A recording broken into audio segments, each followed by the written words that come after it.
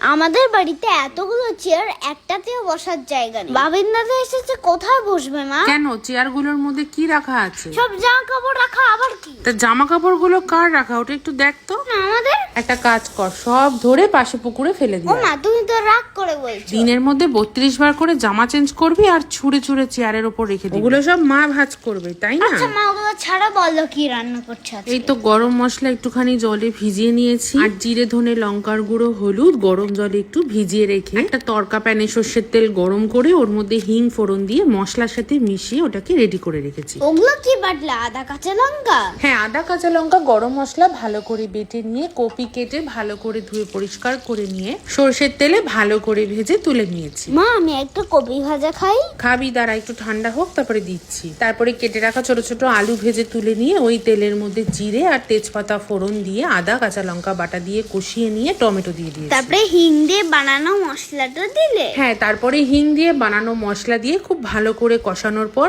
আলু আর কপি ভাজা দিয়ে আর একটু কষিয়ে জল ঢেলে দিয়েছি। মা, তুমি এরকম ভাবে একদিন পনির রান্না করেছিলে না? হ্যাঁ, ঠিক এরকম ভাবেই পনির রান্না করলেও কিন্তু দুর্দান্ত লাগে খেতে। আমি পনির আলু পটলের তরকারি এরকম ভাবে অনেকবার করেছি আর দারুণ হয় খেতে। নামানোর আগে কি দিল ওটা? ঘি গরম মশলা? হ্যাঁ, প্রয়োজন অনুযায়ী ঝোল রেখে নামানোর আগে একটু ঘি গরম মশলা আর অবশ্যই স্বাদের জন্য একটুখানি মিষ্টি কিন্তু দিয়েছি। এবার বল কিরকম হয়েছে? হ্যাঁ, এটা কিন্তু আগের দিনের মতোই টেস্টি হয়েছে। আমি গেলাম আর রথ টানতে, দেরি হয়ে যাচ্ছে।